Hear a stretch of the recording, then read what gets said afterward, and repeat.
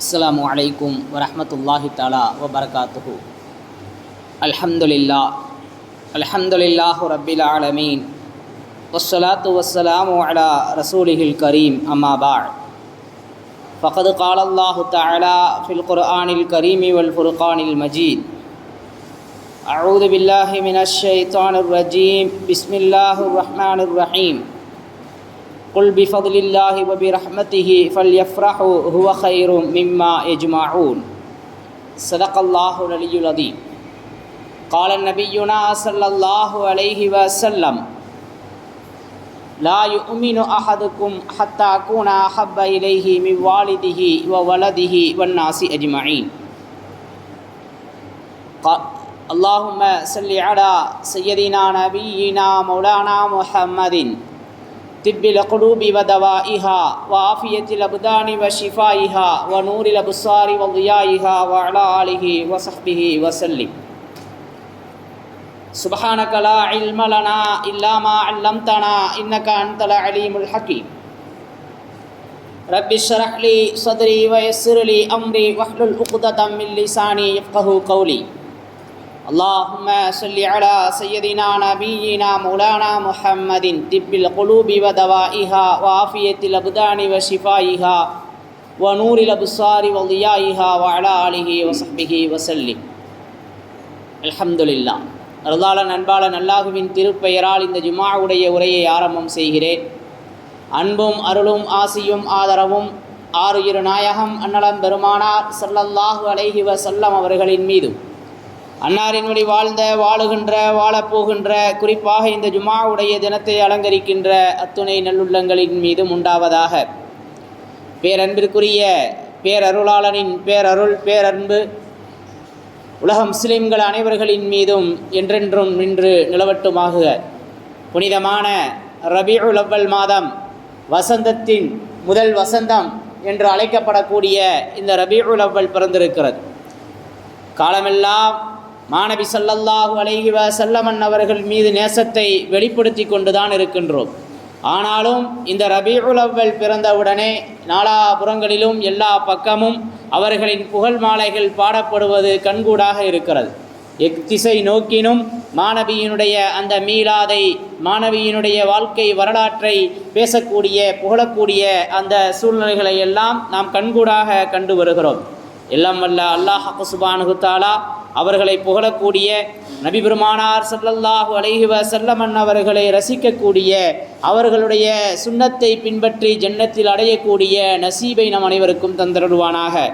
அன்பிற்குரிய அல்லாஹுவின் நல்லடியார்களே, முஃமின்களே, நபி ஸல்லல்லாஹு அலைஹி வஸல்லம் அவர்களினுடைய பிறந்த இந்த மாதம் உள்ளங்களை உயிர்ப்பிக்கும் மாதம் என்பதாக ஒரு அரபிக் கவிஞர் குறிப்பிடுகிறார்.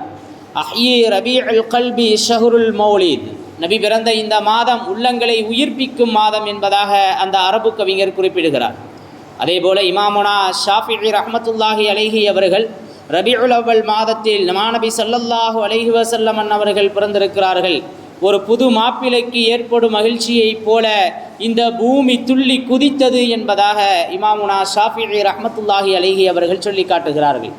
ஆக ஒரு புது மாப்பிள்ளை மனதிலே எந்த அளவிற்கு குதூகலத்தை வெளிப்படுத்துவானோ அதுபோல இந்த பூமியில் கண்மணி நாயகம் ஹபீப் ரசூலுல்லாஹி ஸல்லல்லாஹு அலைஹி வஸல்லம் அவர்கள் பிறந்த காரணத்தால் இந்த பூமி மகிழ்ச்சியை வெளிப்படுத்தி துள்ளி குதித்தது என்பதாக சொல்கிறார்கள். அன்பிற்குரியவர்களே, ரபீஉல் அவ்வல் மாதத்தை கொண்டாடலாமா?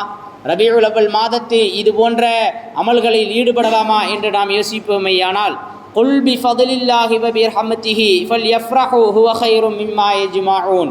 குல் பிஃபதுலில்லாஹ், நபியே, அல்லாஹ்வினுடைய அருட்கொடையினாலும் அவனுடைய பெருங்கிருபையினாலும் இது உங்களுக்கு வந்துள்ளது. வபிரஹ்மத்தின் ஃபபிதாலிக யஃப்ரஹு. நபி பிறந்திருப்பது அல்லாஹ்வினுடைய அருள், பெரும் கிருபை. எனவே ஃபல்யஃப்ரஹு, அதற்காக நீங்கள் மகிழ்ச்சி அடையுங்கள், சந்தோஷப்படுங்கள் என்பதாக அல்லாஹ் சொல்லி காட்டுகிறார். அன்பிற்குரிய அல்லாஹ்வின் நல்லடியார்களே, நாம் திரட்டி வைத்திருக்கக்கூடிய செல்வங்களை எல்லாம் விட ஆக உன்னதமான செல்வம், சிறப்பு மாணவி நமக்கு கிடைத்தது. மாணவி இந்த பூமியிலே அவதரித்தது என்பதாக இந்த வசனத்திற்கு விளக்கம் சொல்லப்படுகிறது. அன்பிற்குரிய அல்லாஹுவின் நல்லடியார்களே, ஆக நமது மகிழ்ச்சி, நாம் மகிழ்ச்சியை வெளிப்படுத்துவது நமக்கு கிடைத்திருக்கின்ற உலக செல்வங்களால் அல்ல, நமக்கு அல்லாஹ் தந்த அந்த குழந்தை செல்வத்தால் அல்ல. இதையெல்லாம் விட உயர்ந்த செல்வமாக நிஅமத்தாக இருக்கக்கூடிய மாநபியினுடைய பிறப்பு, மாநபி ஸல்லல்லாஹு அலைஹி வஸல்லம் அவர்களுடைய உம்மத்தாக நாம் இருப்பதற்குத்தான் மகிழ்ச்சி அடைய வேண்டும் என்பதை இந்த வசனம் நமக்கு சொல்லி காட்டுகிறது. அன்பிற்குரிய அல்லாஹுவின் நல்லடியார்களே, லைலத்துல் கத்ரை பற்றி சொல்கின்ற நேரத்தில் இன்னா அன்ஸல்நாஹு ஃபீ லைலத்தில் கத்ர், இன்னா அன்ஸல்நாஹு ஃபீ லைலத்தில் கத்ர், இந்த குர்ஆனை நாம் லைலத்துல் கத்ர் இரவிலே இறக்கி வைத்தோம். வமா அதராக மா லைலத்துல் கத்ர், லைலத்துல் கத்ர் என்றால் என்ன என்று உமக்கு தெரியுமா? லைலத்துல் கத்ரி கைரும் மின் அல்ஃபி ஷஹர், அது 1000 மாதங்களை விட சிறந்தது என்பதாக அல்லாஹ் சொல்லுவார். லைலத்துல் கத்ரை பற்றி சொல்லிவிட்டு அது 1000 மாதங்களை விட சிறந்தது என்பதாக அல்லாஹ் சொல்கிறான். எதற்காக அந்த ஓர் இரவிற்கு 1000 மாதங்களை விட சிறப்பு? குர்ஆன் அந்த இரவில் இறங்கியதின் காரணமாக, குர்ஆனை அல்லாஹ் அந்த இரவில் இறக்குவதற்காக இந்த ஒரு இரவை ரமலானினுடைய இரவுகளில் 27 என்று வர்ணிக்கப்படக்கூடிய அந்த லைலத்துல் கத்ர் இரவை அல்லாஹ் சிறப்பாக்கினான். குர்ஆன் இறங்கியது என்ற ஒற்றை காரணத்திற்காக. அன்பிற்குரிய அல்லாஹுவின் நல்லடியார்களே, ஜும்ஆ நாள், சூரியன் உதிக்கின்ற நாட்களிலேயே ஜும்ஆ நாள் சிறந்த நாள், வெள்ளிக்கிழமை சிறந்த நாள் என்றார்கள். ஏன், என்ன காரணம்? ஆதம் அலைஹிஸ்ஸலாம் வெள்ளிக்கிழமை தான் படைக்கப்பட்டார்கள். அதன் காரணமாக கிழமைகளிலே, நாட்களிலே ஜும்ஆ நாள் சிறந்ததாக இருக்கிறது. ஏழைகளின் ஈது பெருநாள் என்பதாக இந்த ஜும்ஆவுடைய தினத்தை அலங்கரிக்கப்படுகிறது. ஆக ஆதம் அலைஹிஸ்ஸலாம் முதல் மனிதர் பிறந்த ஒரு நாள் ஜும்ஆ நாளாக்கி அதை அல்லாஹ் கண்ணியப்படுத்தி இருக்கிறான். திரு குர்ஆன் இறங்கிய அந்த நாளை 1000 மாதங்களை விட அல்லாஹ் சிறந்ததாக்கி இருக்கிறான் என்று சொன்னால், மாநபி ஸல்லல்லாஹு அலைஹி வஸல்லம் அவர்கள் ஈருலக தூதர், எல்லா நபிமார்களின் முன்மாதிரி, நான் இந்த நபியின் உம்மத்தாக வேண்டும் என்று பல நபிமார்கள் பிரியப்பட்டிருக்கிறார்கள். அப்படிப்பட்ட உத்தமர் பிறந்த அந்த மாதம் கொண்டாடப்பட வேண்டியதா இல்லதையா? கொஞ்சம் யோசிப்பதற்கு கடமைப்பட்டிருக்கின்றோம். அன்பிற்குரிய அல்லாஹுவின் நல்லடியார்களே, எனவே ரபீஉல் அவ்வல் மாதம் மகிழ்ச்சியை வெளிப்படுத்துவதற்கு ஆக சிறந்த ஒரு மாதமாக இருந்து கொண்டிருக்கிறது. மாநபி ஸல்லல்லாஹு அலைஹி வஸல்லம் அவர்கள் பிறந்த இந்த மாதத்திலே ஏராளமான நிகழ்வுகள் நடைபெற்று இருக்கிறது. அதில் சில அன்பிற்குரியவர்களே, அகிலத்தின் பேரொளியாக இருக்கக்கூடிய அன்னலம் பெருமானார் ஸல்லல்லாஹு அலைஹி வஸல்லம் அவர்கள் பிறந்த மாதம் இந்த ரபீஉல் அவ்வல் மாதம். அன்னை ஹலீமா அம்மையார் அவர்கள் நபி ஸல்லல்லாஹு அலைஹி வஸல்லம் அவர்களுக்கு அமுதூட்டிய மாதம் இந்த ரபீஉல் அவ்வல் மாதம். பஷரத்துல் வஹியினுடைய அந்த சுப செய்தி இறங்கிய முதல் மாதம் இந்த ரபீஉல் அவ்வல் மாதமாக இருந்து கொண்டிருக்கிறது. நபி ஸல்லல்லாஹு அலைஹி வஸல்லம் அவர்கள் மக்காவிலிருந்து மதீனாவிற்கு ஹிஜ்ரத் செய்தார்கள். அந்த ஹிஜ்ரத்தின் போது தங்கிய அந்த குகை, இந்த மாதத்தில் தான் அந்த குகையிலே தங்கினார்கள். சவுர் குகையில் இந்த ரபீஉல் அவ்வல் மாதத்தில் தான் ரசூலை கரீம் ஸல்லல்லாஹு அலைஹி வஸல்லம் அவர்கள் சவுர் குகையில் தங்கினார்கள். அதே போல கூஃபாவில் தங்கிய அந்த மாதமும் இந்த ரபீஉல் அவ்வல் மாதமாகத்தான் இருக்கிறது. முதலாக ஜும்ஆ மஸ்ஜித், முதல் ஜும்ஆ நடத்திய மாதமும் இந்த ரபீஉல் அவ்வல் மாதமாகத்தான் இருக்கிறது. மஸ்ஜிதுன் நபவி, இன்று மதீனாவிற்கு சென்று மாநபியினுடைய ரவ்லாவை தரிசிக்கிறோமே, அந்த மஸ்ஜிதுன் நபவி கட்டப்பட்ட மாதமும் இந்த ரபீஉல் அவ்வல் மாதமாகத்தான் இருந்து கொண்டிருக்கிறது. அன்பிற்குரிய அல்லாஹுவின் நல்லடியார்களே, ரசூலுல்லாஹி ஸல்லல்லாஹு அலைஹி வஸல்லம் அவர்கள் மக்காவிலிருந்து மதீனாவிற்கு ஹிஜ்ரத் செய்கிறார்கள். அப்படி ஹிஜ்ரத் செய்யும் போது மதீனாவில் நுழைந்த மாதமும் இந்த ரபீஉல் அவ்வல் மாதம்தான். அன்பிற்குரிய அல்லாஹுவின் நல்லடியார்களே, மது ஹராமாக்கப்பட்ட மாதம் இந்த ரபீஉல் அவ்வல் மாதமாக இருக்கிறது. நபி ஸல்லல்லாஹு அலைஹி வஸல்லம் அவர்கள் தனக்கான ஒரு அரசாங்கத்தை நிறுவுகிறார்கள் மதீனாவிற்கு வந்து. அப்படி நிறுவிய மாதமும் இந்த ரபீஉல் அவ்வல் மாதம். அகிலத்தின் பேரொளியாக இருக்கக்கூடிய ரசூலை கரீம் ஸல்லல்லாஹு அலைஹி வஸல்லம் அவர்கள் இவ்வுலகை விட்டு பிரிந்த மாதமும், இவ்வுலகை விட்டு சென்ற அந்த மாதமும் இந்த ரபீஉல் அவ்வல் மாதமாகத்தான் இருக்கிறது என்பதாக ரபீஉல் அவ்வலை பற்றிய அந்த சிறப்புகளிலே நாம் பார்க்கின்றோம். அன்பிற்குரிய அல்லாஹுவின் நல்லடியார்களே, வசந்தம் பிறந்திருக்கிறது. என்ன காரணத்தினால் இந்த மாதத்திற்கு வசந்தம் என்று பெயர் வைக்கப்பட்டது? ரசூலுல்லாஹி ஸல்லல்லாஹு அலைஹி வஸல்லம் அவர்களினுடைய பிறப்பை கொண்டு. அன்பிற்குரிய அல்லாஹுவின் நல்லடியார்களே, நபியினுடைய அந்த பிறப்பை, நபியினுடைய அந்த சிறப்பை அறிந்து அவர்களினுடைய வழியில் வாழக்கூடியவர்களாக அல்லாஹ் நம்மை ஆக்கி வைப்பானாக. அன்பிற்குரிய அல்லாஹுவின் நல்லடியார்களே, ரசூலுல்லாஹி ஸல்லல்லாஹு அலைஹி வஸல்லம் அவர்களை அல்லாஹ்வே நேசித்திருக்கிறார். அல்லாஹ் அவர்களை ஹபீபுல்லாஹ், அல்லாஹ் தன்னுடன் இணைத்து சொல்கிறான், இவர் என்னுடைய நேசர் என்பதாக. இப்போ எந்த அளவிற்கு ரசூலுல்லாஹி ஸல்லல்லாஹு அலைஹி வஸல்லம் அவர்களினுடைய சிறப்பு இருக்கிறது என்பதை நாம் விளங்கிக் கொள்ள கடமைப்பட்டிருக்கின்றோம். உலகம் முழுவதும் இருக்கக்கூடிய முஸ்லீம்கள் அன்றாடம் பெருமானார் ஸல்லல்லாஹு அலைஹி வஸல்லம் அவர்களை பாராட்டி கொண்டிருந்தாலும் இந்த மாதத்தில் குறிப்பாக அதிகமாக பாராட்டப்படுவது வளமையாக இருக்கிறது. இது இஸ்லாத்தினுடைய ஒரு பண்பும் கூட, இது முஸ்லிம்களினுடைய ஒரு கடமையும் கூட, இது முஸ்லிம்களுடைய ஒரு கடமையும் கூட என்பதை நாம் உணர்ந்து கொள்ள கடமைப்பட்டிருக்கின்றோம். மாணவியை புகழாமல், மாணவியை உயர்வுபடுத்தாமல் நம்முடைய எந்த அமலுமே முழுமை பெறுவது கிடையாது. தொழுகை தொழுகின்றோம், அந்த தொழுகையிலே இறுதியிலே ஸலவாத்து ஓத வேண்டும். அந்த ஸலவாத்து ஓதியதின் காரணமாகத்தான் தொழுகை பரிபூரணப்படுகிறது. தொழுகை பரிபூரணப்படுகிறது. ஒவ்வொரு மஜ்லிஸிலும் எந்த மஜ்லிஸில் ஸலவாத்து இல்லையோ அந்த மஜ்லிஸ் குறையுள்ள மஜ்லிஸ், அந்த மஜ்லிஸ் குறையுள்ள மஜ்லிஸ். எனவே ஸலவாத்தை கொண்டு நிறைவு செய்ய வேண்டும் என்பதுதான் இஸ்லாத்தினுடைய பாரம்பரியமாக இருக்கிறது. இப்படியாக நாம் எந்த அமலை எடுத்துக்கொண்டாலும் சரி, அந்த எல்லா அமல்களிலேயுமே மாணவியினுடைய புகழ் என்பது இன்றியமையாதது. அன்பிற்குரிய அல்லாஹுவின் நல்லடியார்களே, முஹம்மது ஸல்லல்லாஹு அலைஹி வஸல்லம் அவர்கள் நம்மை மிகவும் நேசித்தார்கள். இந்த சமூகத்தை, இந்த உம்மத்தை மிக அதிகமாக நேசித்திருக்கிறார்கள். அன்பிற்குரியவர்களே, சமூகங்களை கட்டமைத்த தலைவர்கள் பலர் இருக்கிறார்கள். பல தலைவர்கள் அவர்கள் சார்ந்திருந்த அந்த சமூகத்தை, அந்த மக்களை ஒன்றிணைந்து அவர்களுக்காக பெரும்பாடுபட்டு இருக்கிறார்கள். சிங்கப்பூரை வடிவமைத்த லீ குவான் யூ என்று சொல்லக்கூடிய அந்த கடந்த நூற்றாண்டினுடைய மாபெரும் அரசியல் வல்லுனர், அவர் அதற்காக மிகப்பெரிய திட்டமிடலை ஏற்படுத்தினார். மிக கடுமையான சட்டங்களை ஏற்படுத்தினார். இன்னும் அங்கு அந்த சட்டங்கள் அதை பின்பற்றப்படுகிறது. கடுமையான சட்டங்கள், சாலையில் செல்வதற்கு என்று ஒரு சட்டம், இப்படித்தான் இருக்க வேண்டும் என்று ஒரு சட்டம். ஆக இப்படி கடுமையான சட்டங்களை கொண்டு அந்த நாட்டை அவர் வடிவமைத்தார். அன்றுக்குரிய அல்லாஹுவின் நல்லடியார்களே, அதே மாதிரியே கம்யூனிஸ்ட சித்தாந்தத்தை கொண்டிருந்த ரஷ்யாவை உருவாக்கிய லெனினும் அப்படித்தான் மிக கடுமையான கண்டிப்பான சட்டங்களை அடிப்படையாக வைத்துதான் அவர் அவருடைய சமூகங்களை கட்டமைக்கிறார். காமராஜர் நமது தமிழ் பேசும் உலகிலே உன்னதமான ஒரு மனிதராக வர்ணிக்கப்படுகிறார்கள். அவர் மிகப்பெரிய தொண்டாற்றி இருக்கிறார். தமிழகத்தினுடைய அறிவியல் வளர்ச்சி என்பது காமராஜரை கொண்டுதான். காமராஜினுடைய கொடை என்று சொன்னால் அது மிகையல்ல என்பதை நாம் விளங்கிக் கொள்ள கடமைப்பட்டிருக்கின்றோம். எத்துணையோ அணைகள் அது காமராஜரினுடைய பெயரில் தான் உள்ளது. ஆக அன்பிற்குரிய அல்லாஹுவின் நல்லடியார்களே, காமராஜருடைய வீட்டுக்கு ஒரு நாள் ஆர் வெங்கட்ராமன் அவர் வர்றார். வந்து பார்க்குறாரு, அவங்க அம்மா சிவகாமி அம்மா பனை ஓலை விசிறியை வைத்து விசிறி கொண்டிருக்கிறார். ஒரு முதல்வரினுடைய தாயார் இப்படி பனை ஓலை விசிறியை கொண்டு விசிறி கொண்டிருக்கிறாரே என்று சொல்லி அவருக்கு என்று ஒரு மின் விசிறியை வாங்கி கொடுக்கிறார் ஆர் வெங்கட்ராமன். சில நாட்களுக்கு பின்பு தாயை பார்ப்பதற்காக காமராஜர் வருகிறார். இது என்ன மின்விசிறி இங்கே இருக்கிறது என்று சொல்லி இது எப்படி வந்தது என்று கேட்டு அதை கலட்டி அவருடைய அந்த அரசு அலுவலகத்திலே மாட்டச் சொன்னார் என்பதாக வரலாற்றிலே பார்க்கிறோம். எந்த அளவிற்கு கண்டிப்போம், எந்த அளவிற்கு நேர்மையோடு இருக்க வேண்டும் என்பதை தங்களுடைய பண்பாக வைத்திருக்கிறார்கள் அந்த மேன்மக்கள். ஆனால் இன்று இருப்பவர்களினுடைய வேறு என்பதை நாம் விளங்கிக் கொள்ள கடமைப்பட்டிருக்கின்றோம். ஆக அன்பிற்குரியவர்களே, ஒரு சமூகத்தை கட்டமைப்பதற்கு, நேர்மையை உருவாக்குவதற்கு எந்த அளவிற்கு பாடுபட்டு இருக்கிறார்கள் என்பதைத்தான் நாம் இங்கு கவனிக்க வேண்டும். அன்பிற்குரிய அல்லாஹுவின் நல்லடியார்களே, முஃமின்களே, ஆக ரசூலுல்லாஹி ஸல்லல்லாஹு அலைஹி வஸல்லம் அவர்கள் இந்த சமூகத்தை கட்டமைக்கிறார்கள். தேவையற்ற அந்த கடுமையை எங்குமே அவர்கள் கடைபிடிக்கவில்லை. எந்த ஒரு கடுமையான சட்டமும் இஸ்லாத்தில் இல்லை. நம்முடைய விளங்குதல் வேண்டுமானால், நாம் விளங்கி கொண்ட முறை வேண்டுமானால் தவறாக இருக்கலாம். ஆனால் இஸ்லாமிய சட்டங்கள் மிகவும் இலகுவானது, மிகவும் இலகுவானது.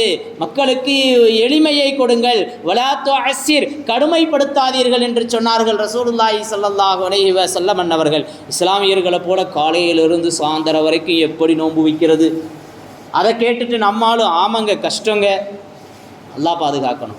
இஸ்லாத்தினுடைய விஷயங்கள் எதுவுமே கஷ்டமானது அல்ல. வேந்தர் நபி ஸல்லல்லாஹு அலைஹி வஸல்லம் அவர்கள், எளிமை நபி ஸல்லல்லாஹு அலைஹி வஸல்லம் அவர்கள் எளிமைப்படுத்தி வைத்திருக்கிறார்கள்.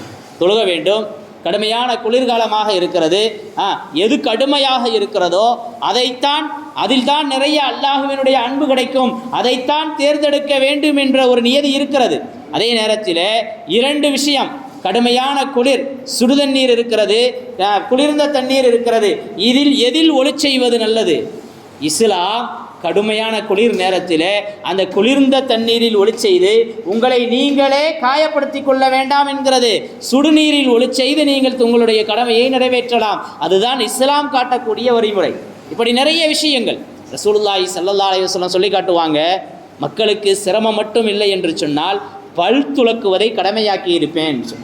பல் துலக்கிறதை மிஸ்வாக் செய்வதை கடமையாக்கி இருப்பேன். நபி ஸல்லல்லாஹு அலைஹி வஸல்லம் எல்லா தருணங்களிலும் மிஸ்வாக் செஞ்சுருக்கிறாங்க.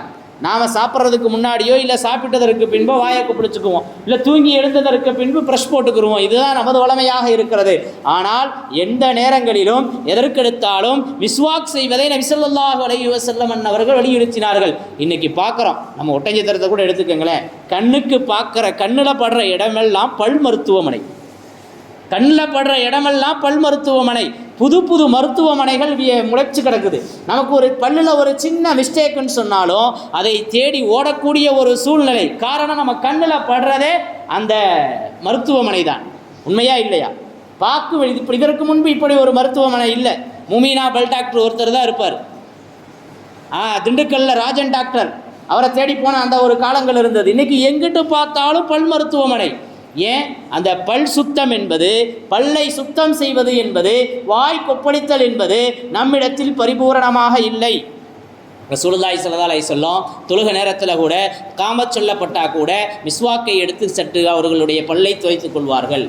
தங்களுடைய மரண நேரத்தில், இறுதி நேரத்தில் அன்னை ஆயிஷா நாயகியினுடைய மடியில் படுத்திருக்கிறாங்க. நபி பெருமானார் ஸல்லல்லாஹு அலைஹி வஸல்லம் அவர்கள் இறுதியாக செய்த ஒரு அமல் பல் துலக்குதல், மிஸ்வாக் செய்தல். Abdur Rahman ibn Abu Bakr ரலியல்லாஹு தஆலா அன்ஹு வர்றாங்க. அவர்களுடைய ஜோப்பில் மிஸ்வாக் குச்சி இருக்கிறது. அதை பார்க்கிறார்கள் ரசூலுல்லாஹி ஸல்லல்லாஹு அலைஹி வஸல்லம். அவர்களுடைய கண்கள் அந்த மிஸ்வாக்கை தேடுகிறது. ஆயிஷா நாயகி விளங்கிக்கிட்டாங்க. அந்த மிஸ்வாக்கை வாங்கி தங்களுடைய பற்களால் மிருதுவாக்கி அதை மாணவிக்கு தேய்க்க கொடுத்தார்கள். வரலாறு பதிவு செய்திருக்கிறது. காரணம் என்ன? அப்படி ஒரு அற்புதமான மருத்துவம் அந்த பல் துலக்குதலில் இருக்கிறது. இன்னைக்கு காலையில் எழுந்தால் கூட பல் விளக்காமல் இருக்கிறவங்க நிறைய பேர். அல்லாஹ் பாதுகாக்கணும். சாதாரண விஷயம். இது நபிமார்களினுடைய சுன்னத்தினுடைய வரிசையில் வருது. ஒவ்வொரு நபிமார்களும் பல் துலக்கி இருக்கிறார்கள். மனிதனினுடைய அடிப்படை. விலங்குகள்லாம் பல் துலக்காது. எந்த விலங்குக்குமே டூத் ப்ரஷ் எல்லாம் கிடையாது. எந்த விலங்குமே பல் விளக்கணுங்கிற அந்த ஒரு காலையுடைய கடமை கிடையாது. மனிதனுக்குத்தான் அப்படி ஒன்று இருக்கிறது. அதில் எத்துணை நபர்கள் பேணுதலாக இருக்கிறோம். கொஞ்சம் யோசித்து பாருங்களேன். நபியினுடைய ஒரு அற்புதமான சுன்னத். ஆனால் மக்கள் இதை கடுமையாக்கிக்க கூடாதுன்னு சொல்லி நபி ஸல்லல்லாஹு அலைஹி வஸல்லம் அதை கடமையாக்கலை, எளிமைப்படுத்தினார்கள். ரசூலுல்லாஹி ஸல்லல்லாஹு அலைஹி வஸல்லம் எல்லா சட்டங்களும் அப்படித்தான். மிகவும் எளிமையானது, ரொம்ப ரொம்ப ஈஸி. இஸ்லாம் என்று சொன்னாலே அது ஈஸி தான், இலகுவானது. நாம் தான் அதை தவறாக நினைத்து கொண்டிருக்கிறோம். நம்முடைய புரிதலில் தான் மிகப்பெரிய கோளாறு இருக்கிறது என்பதை நாம் விளங்கிக் கொள்ள கடமைப்பட்டிருக்கின்றோம். அன்பிற்குரிய அல்லாஹுவின் நல்லடியார்களே, ஆக ரசூலுல்லாஹி ஸல்லல்லாஹு அலைஹி வஸல்லம் அவர்கள் மிக எளிமைப்படுத்தினார்கள். ரசூலுல்லாஹி ஸல்லல்லாஹு அலைஹி வஸல்லத்தை பற்றி அல்லாஹ் இப்படி சொல்லுவான், ரഊஃபுர் ரஹீம்.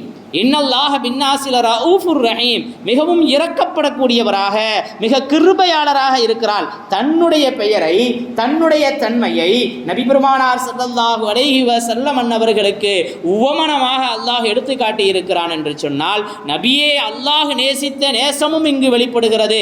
அதே நேரத்திலே நபியினுடைய இயல்பு எப்படி இருந்திருக்கிறது, நாமும் நமது வாழ்விலும் அப்படித்தான். கடுமை காட்டக்கூடாது, பிடிவாதம் காட்டக்கூடாது.